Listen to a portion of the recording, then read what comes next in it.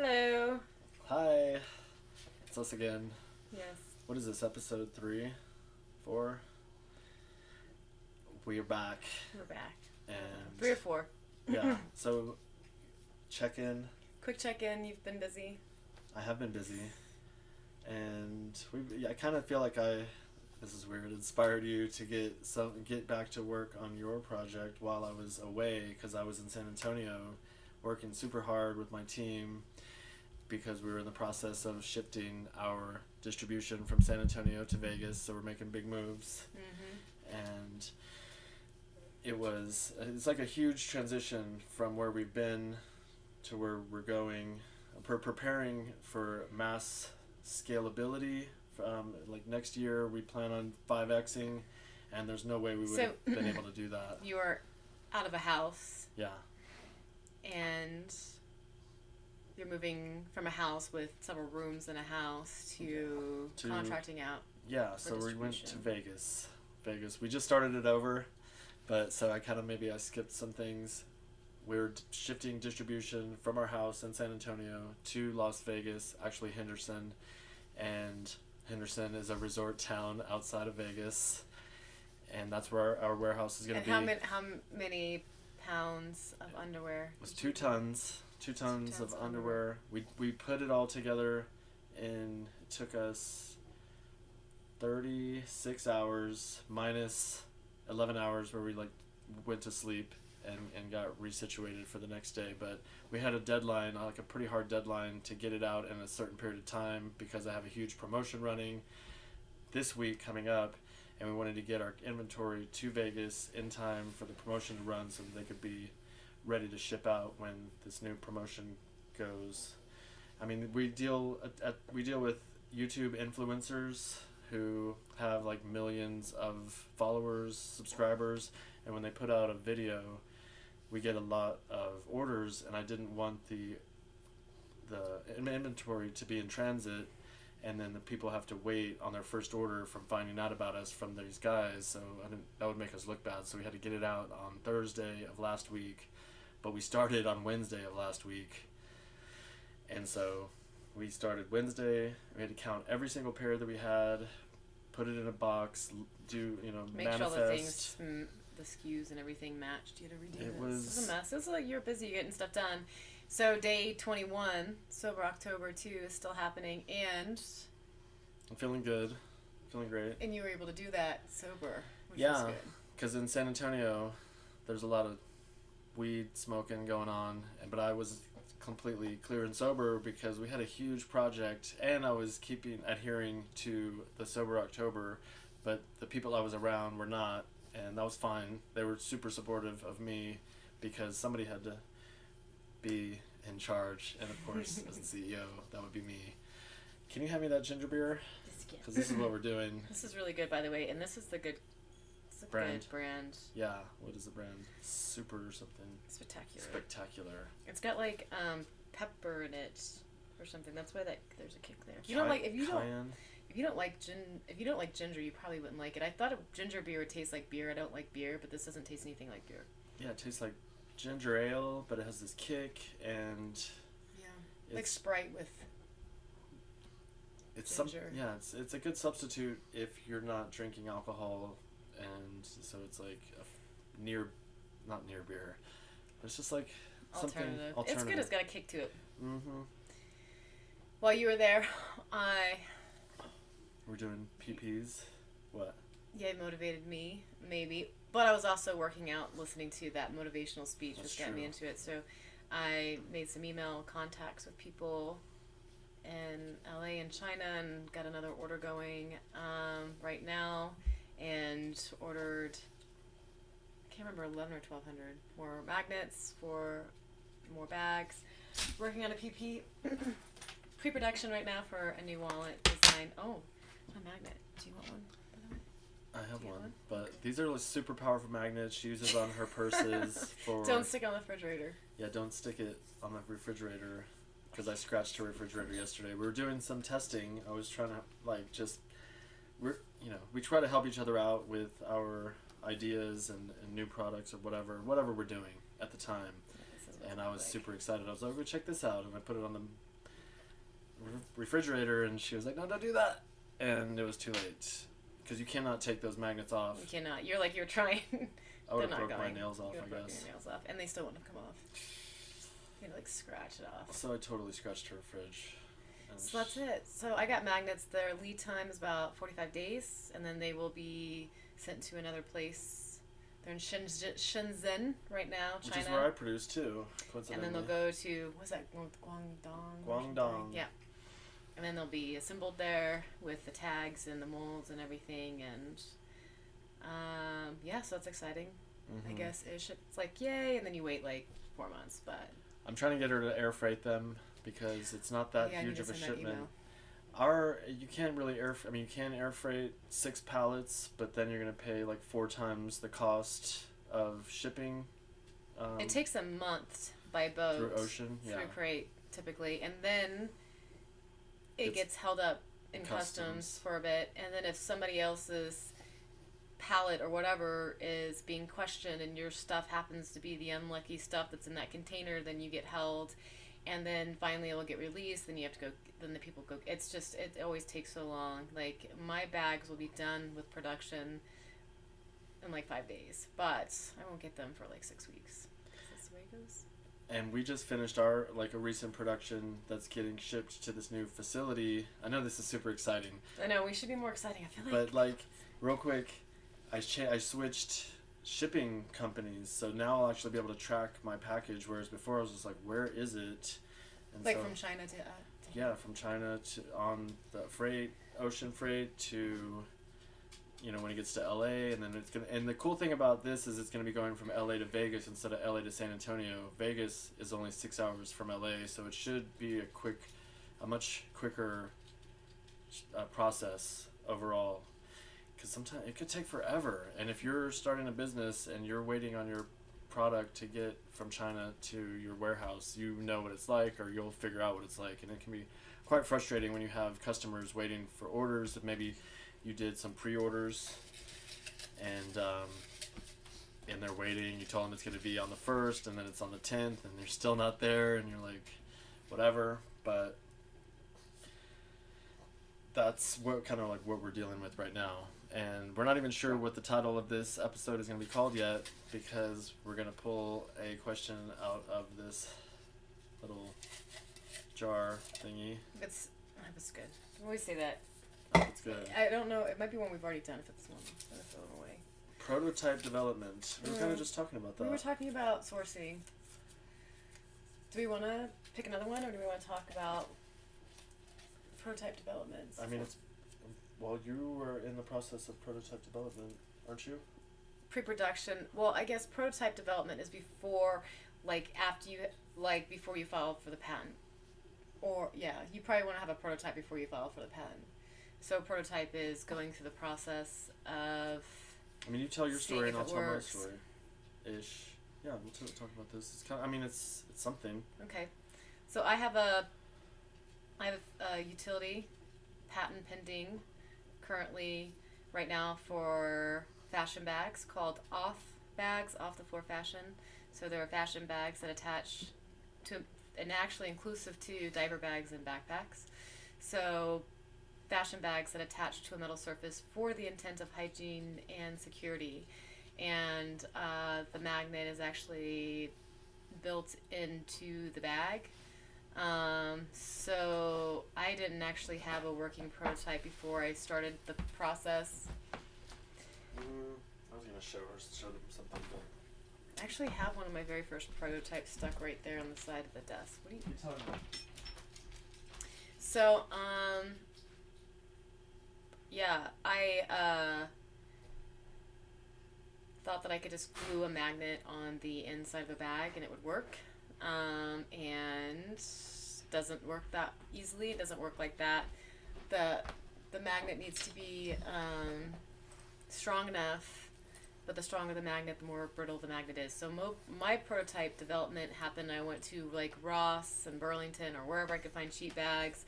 I got online. I wholesale boxes of bags. And the first thing I would do is I would cut them open, and so really trying to figure out how bags were made, how I could get the magnet inserted in. The magnet itself took me 8 months to get right. I had China help me with that, my manufacturer, which he's awesome, and so he helped me with that process. So the That's what's cool prototype about development was working with China. Yeah. They'll help you. Like, they'll hold your hand because they know you've never done this before. A lot of people have never done this Well, I was before. sending it to him, and I'm not a mathematician, and I'm not an engineer, and I designed them myself. So he's the molds weren't matching. He's like, the angles aren't matching. I'm like, what are you talking about? And so like I kept on doing the same thing over, and then he's like, right here, and then so he helped me with the ultimate end, and then we went into production. I got a mold, and he did like an initial of like only like 50 or something, or 150 magnets for me, which was really nice of him to do. Can you show the magnet? Is that like weird? No. No. Yeah. Buy a bag and you can cut it open if you want to see it. It's proprietary. It's or is it? No, you can't intellectual really. You property? Can't really patent like the light bulb or a magnet. The magnet's been around for a long time, so the intellectual property is the use of it, the functionality of having a bag.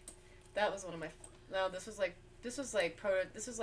what China sent me. This was pre-production, like number 5 or 6. I went through a lot of them. I mean, this is one this is one you made. That was one I made. This is one I went to Vegas with. I went to Vegas with this, and I made this and got my investor with this. It's pretty raw. It's pretty. I mean, like I've used this one's many years old, but this one actually has my real magnet. So I had my magnets. Anyway, but I think I work a 9 to 5, and so I would come home from work and just spend a lot of time on the internet and trying to learn stuff I didn't know about. And I sat on top of my coffee table with like just stuff spread out everywhere. How many bags did you cut open? Hundreds. Wow. Yeah. See. I don't know, hundreds, and I'm not exaggerating, hundreds. I did, like, I don't know, hundreds of different underwear designs. Maybe, yeah, it had to be hundreds with a sewing machine by myself. But I started in Iraq. Or you're not done yet. So. Well, it's done. Okay, so I started in Iraq when I had the idea, and I immediately went to prototype development. While I was there, I went to our PX, which is like a little Walmart, and I bought some existing underwear, got some scissors, and I started cutting what would be the pouch that goes into on the inside of the underwear, and I took it to the tailors they had in Iraq, because when you're in the army, you have to be like just clean cut. Everything needs to be very dress. You have to look sharp, and so you get your stuff tailored while you're there. So we have tailors out there. But when I took them underwear, they had never had anyone bring them underwear to tailor or sew, and so they were looking at me all crazy. But they ended up doing it. It was very rough prototypes. You can check it out, like on our Kickstarter. There's pictures of the first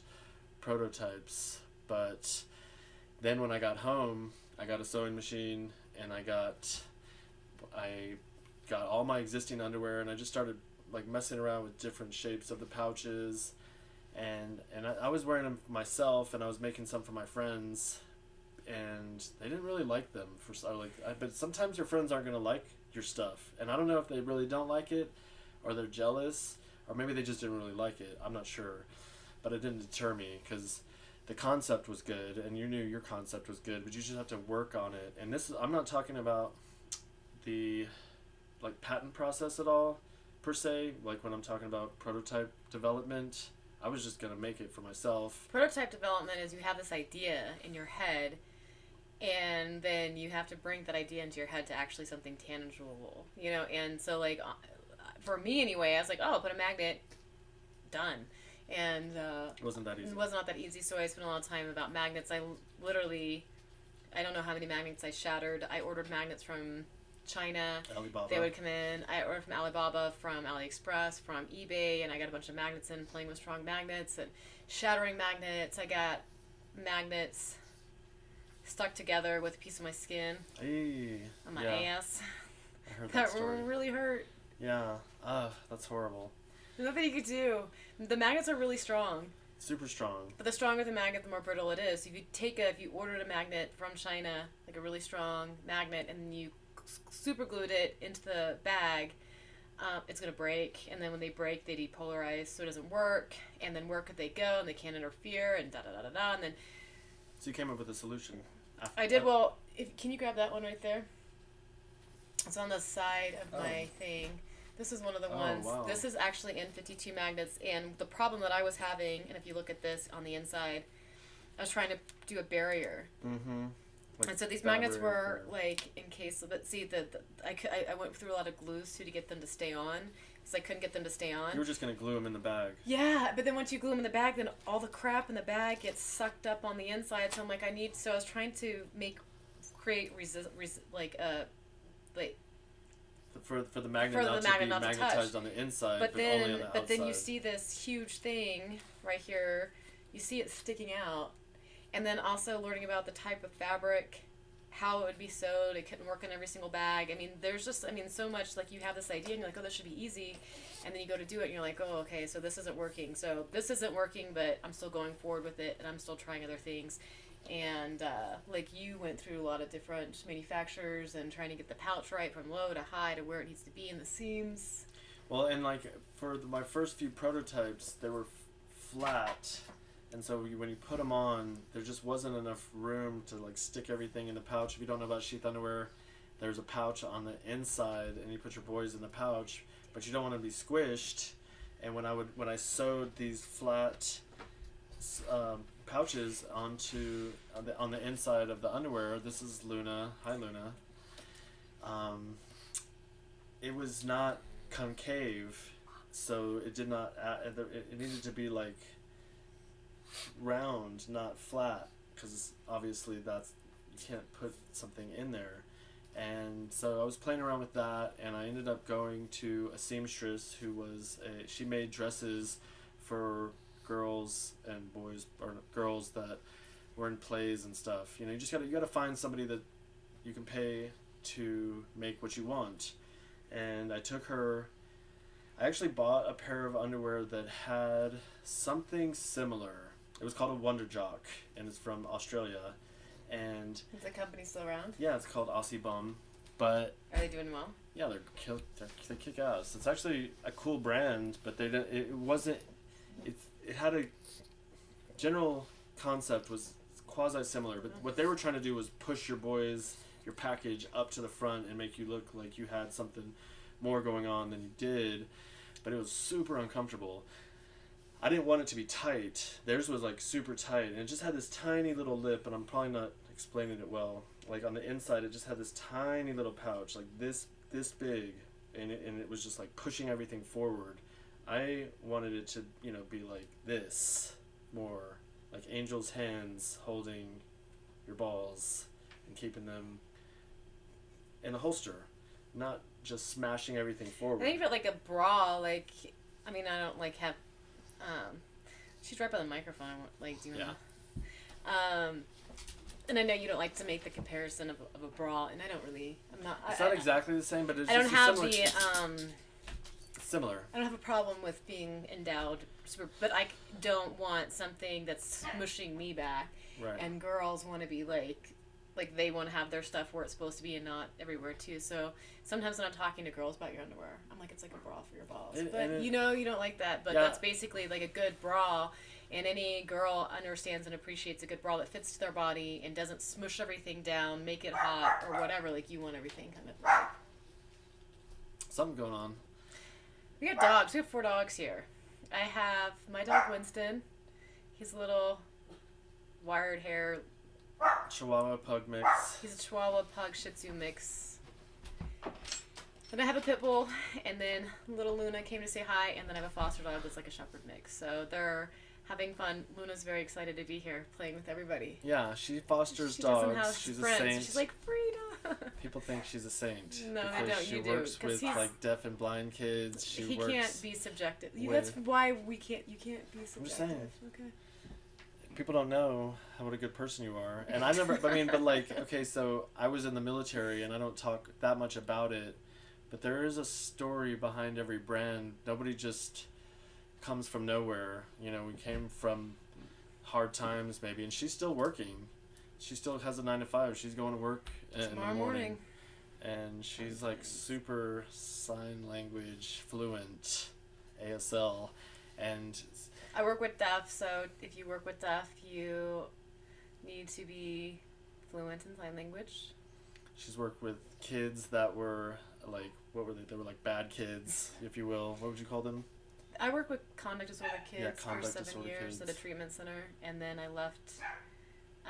I've worked for nonprofits. I've worked with kids all my life. Originally worked in a vet hospital for about a year, and then I left that, but then I did animal rescue, and then I worked at a treatment center for 7 years, working with adolescent teenage boys, conduct disorder, and then I left there. What is going on? It was okay, I guess. But, and then I worked at the Colorado School for the Deaf and Blind for 11 years now? Way less 2007, August 2007 when I started, so. 11 years. 11 years. That was like 8. Wow. Time flies. Time flies when you're having fun. And so I came up with the idea in 2015, filed for a provisional in 2016, filed for the full utility in 2017, and now I am patent pending, and patent pending goes for about 3 years. It's like that's how long it takes. You'll get a office action back. And so I had the concept. I went ahead and filed for the provisional without a prototype, and I was like, okay, crap, now I got like a year to figure this out, try to make it work. And I didn't so, know you did it like that.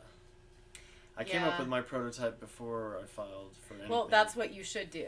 Yeah. I think I tried to play around with it and it wasn't quite working. I was like, oh, I'll figure it out, and went ahead. Well, actually, I just went to the round table and I was like, I'll just do that. And then, but before I went any farther, I paid a lot of money for a search. So I paid for a team of researchers to make sure that I wasn't infringing. And I did my own search I just did my own research. I'm like, I guess. When you pay for somebody, though, they bring you, because they search globally, not just with the USPTO. Well, and but when I searched, I had already found a utility patent had been expired. Yeah, it had gotten. There was but a patent, but it also expired. You can't patent something that's already been done. So your utility patent actually changed because you have, in order for you to be patent pending right now, and hopefully go through, it's because of the dual pouch aspect. Yeah, so it's not the original single pouch. Yeah. Right. And so, but after we got some sales. Every time we come on here, it's my like sales go up. Yeah.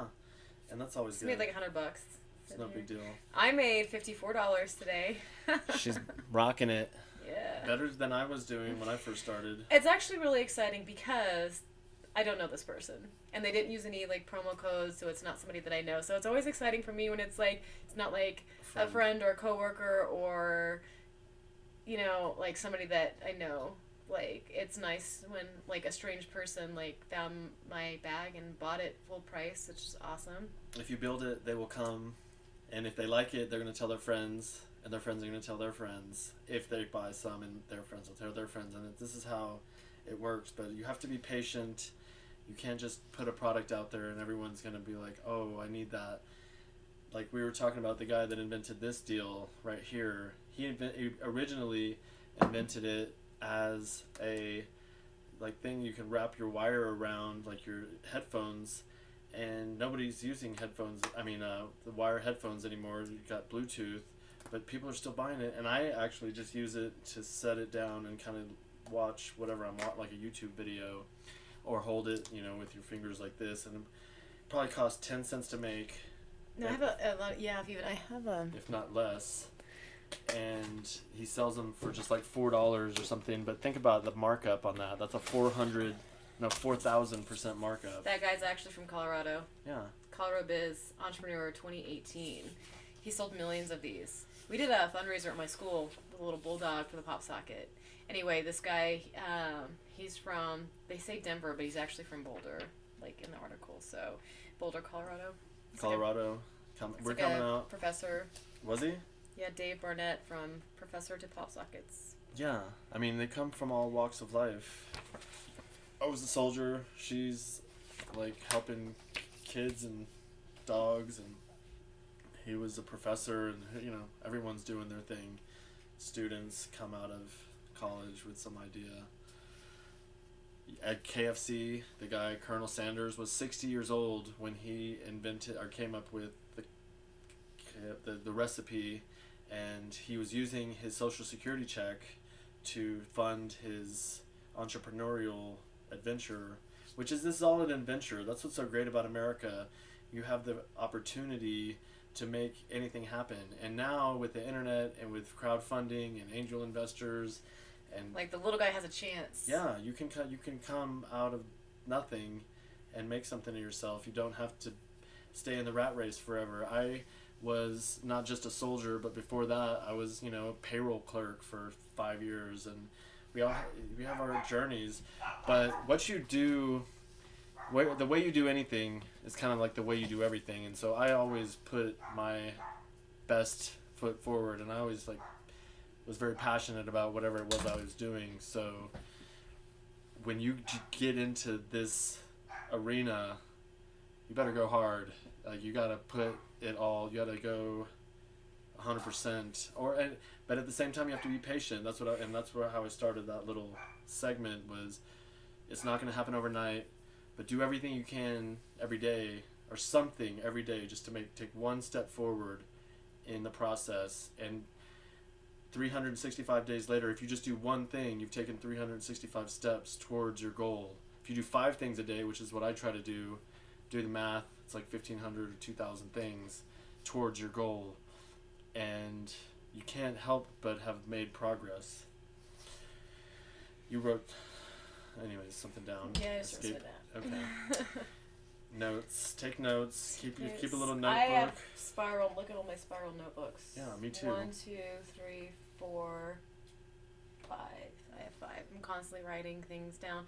There's a lot of really good books and things and podcasts to listen to for motivation and things that people do that work for them. I think that you have to have skin in the game, and it has to be hard to quit. You know, like you have to have a why that's stronger than the money that you're yeah. I want to be rich and famous. Like, I don't know, everybody wants to be whatever, rich and famous, and maybe not everybody. Somebody might say, I don't want to be rich and famous. I'd be rich, but I don't want to be famous. But I think for me is the money and everything that I invested into it, and just keep on going. So, but you have to have skin in the game, you know. So I sold 3 of my motorcycles. I drove an Uber. I have worked other jobs. So I've worked multiple jobs, done what I can to try to just do. But everybody's, you know, like you said, everybody's got a story behind their brand. And I was listening to something that was saying that most of all the businesses on Amazon, like 80%, are like people like me that are sitting here in their bedroom with these boxes. These little boxes. Right. I'm like as good as pointing some of those Over boxes. There. Right there, and right there, and then and then right behind you. Yeah, right and you.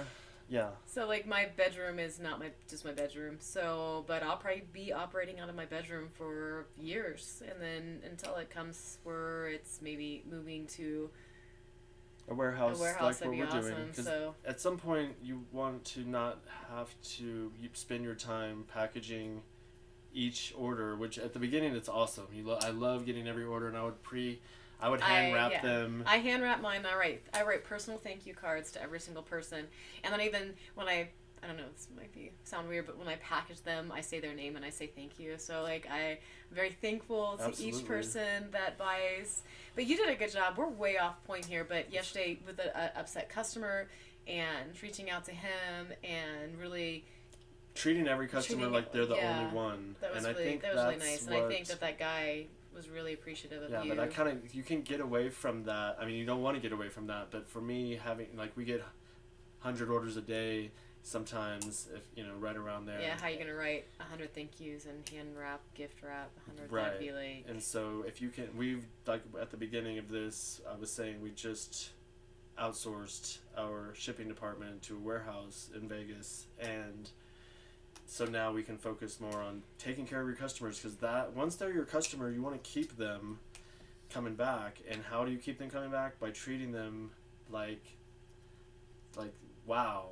You want them to get their order as soon as possible. You want them to have a really high quality product, and if they have any issue, if they come to you, you want to fix it, and not only fix it, but like make it as if they're happy that error happened because you made it so much better. Like, I'll sometimes double the order if there was an error on our part. I'll be like, I'm so sorry, let me fix it. But not only fix it, I'm gonna double the order, and like don't get crazy. Try to bring that, but I mean, because I don't think we're at a risk of that happening. Yeah, right because now. nobody's But watching this. Nobody's watching. This is mostly. I don't really know. I mean, we're not really like. I think we're still kind of finding what we're wanting to do because we're kind of like. We're supposed to be answering a question and focusing on the question. We're kind of like all over the place. But that's how podcasts go. I swear it goes like that. I feel like I want to have more too. Like one time when we do this, I want to just ask you these questions. Yeah, exactly. I like that better. I don't like a script. I like to let it just flow as a conversation would naturally flow. I mean, we were talking about prototype development, and so when I got to, we can do that. But when I got that, when that lady made a prototype for me, then I presented it to some potential suppliers, and they sent me prototypes that they made for me, and then you go from there. But it all starts with the one, and then you build from that. And whatever you're doing, you're gonna have to figure that out. Every time, this is a funny little odd story, but I would be telling people about my idea, and this guy's like, I want to invent a car, and it's like a spring-loaded thingy, and like the difficulty in developing a car with like a spring that winds every time when you're driving it or when you're going downhill. I mean, I don't want to tell him at the time, but how are you? Anyways, keep it simple. Also, don't try to get too crazy. I had an idea when I was 21 about keys, and I overcomplicated the concept, and 5 years later, when I saw it in the store, I felt like I got kicked in the stomach, like really bad. They're in every Walmart, Home Depot, Lowe's. It's those little crazy keys with the fancy designs. I had that idea in 2001, but mine was going to be something different. I won't tell you because I still might do it, maybe one day, probably not. It was a little bit more complicated, and I think now with technology and 3D printers and just different access to the world, I could probably make it happen now. But back then, I gave up. I had no skin in the game. I didn't. But I don't know. One of my ideas in one of these spiral notebooks, about a year and a half or 2 years later, I saw it as a Kickstarter on my Facebook. The exact. I don't think anybody stole it. I'm just saying, like, eventually ideas, there are a dime a dozen people have ideas for days, and, like, nobody's told me yet they thought of my idea, but eventually maybe somebody will. There's something called BagNet. This lady, I believe her name is Lindsay, she's assistant work for her. She's in California. I knew about her from doing my patent search myself, and then also the researchers found it, and the lawyers wrote the patent specifically not to infringe on her. But I'm really excited, and she was non-existent. Like, you couldn't find her on Amazon. She didn't exist online. I found an article about her that was written like 6 years ago, and it's funny because right when I'm getting closer to launch, then I'm seeing like she's killing it. Like she's doing like a video and it'd be like viewed 1 million times on Facebook, and so I'm actually really excited, and I kind of hope that she like reaches out to you. I don't know, like I know about, I don't know about collaborating, but I just like, I mean, it'd be kind of cool if she knows about me. I mean, I've known about her for like years, so it'd be fun just to meet her because people don't see fashion with function, and so bringing that more mainstream, like having more competition is good in a way because it means it's a good idea, so you want to have a good idea that you're competing with other people, keeping you on your toes, because there's no other magnetic fashion bag that's ever been sold. The only thing that comes close is her, which is basically like a magnet that clips onto any kind of bag, and I'd buy that. I just wanted something more for going out without having things dangling off, so it wasn't like my envision. But my patent was written, and if she would have written her patent because her patent specifically says it clips on, it's detachable. So mine's not. It's actually, you're gonna have to like cut open the bag and things like that. But anyway, that'd be cool because if she starts doing well and people start putting that concept of having some sort of functionality to a bag, then that's going to lead them to you. That's going to lead them to me. Potentially. Hopefully. Yeah, and that's what happens with a lot of I'm not the only pouch underwear company now, and like there's a theory about how like two people invented the telephone at the same time, I believe it was, or the radio or whatever it was, and it was like a race to the patent office, and Edison won, or whichever one it was. Whoever invented the telephone, I don't think it was Edison, but Graham Bell. But yeah, exactly. And I've had two other patented individuals reach out to me and kind of try to intimidate me, saying that I was infringing on their patent, and I was just like, "You're crazy. I know the laws on a design patent. A design patent is strictly the ornamental view, what it looks like. Where utility is utility, the functionality, and I changed the look. Doesn't look anything like theirs. The functionality is similar, but the functionality was invented in 1989. It expired in 2009. No, 20 years later, whatever. It had already expired. And a lot of these patents that are out there, they don't even exist in the marketplace, which is most of them don't. Yeah, like this dude in China. I'm like, where are you? To have an idea go from idea, patent, manufacturing, is less than 5%, and the chance of actually being successful is like what you're doing is probably like 1%, if even. Patents are a lot harder to get than they were even like 20 years ago. But even if you get the patent, you still have to sell it. And the patent, you have to have fees. You have to keep up with it. You can't just be like, oh, I got a patent and you're done. Like, you still have to keep up on it. Yeah. And I learned so many times, like already 2 times about, the patent process and how you have to really pay attention to the details when it comes.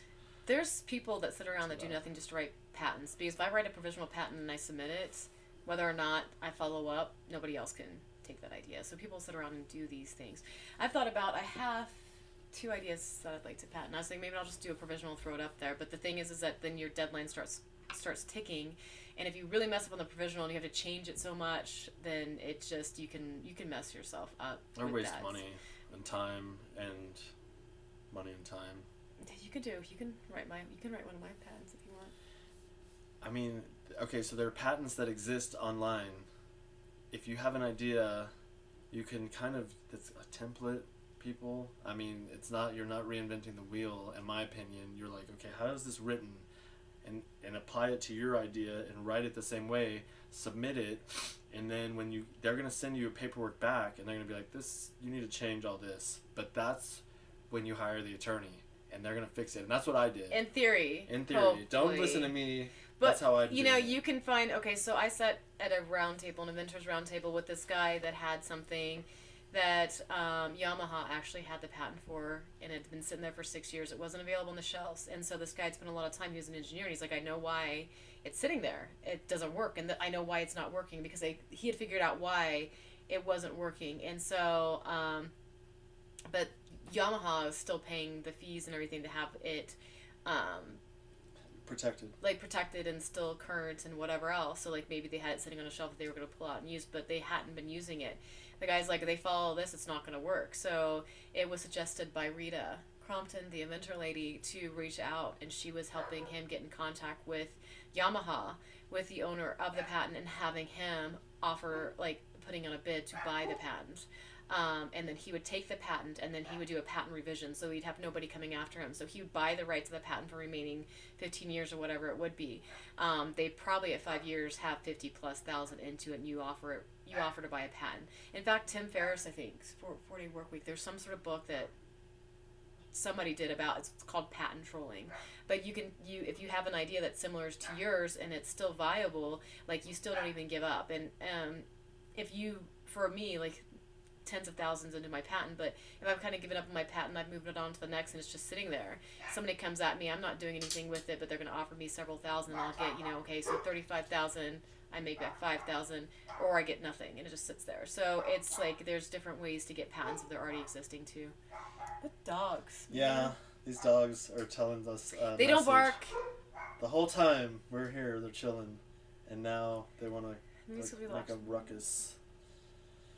And now we're talking about them, and they know.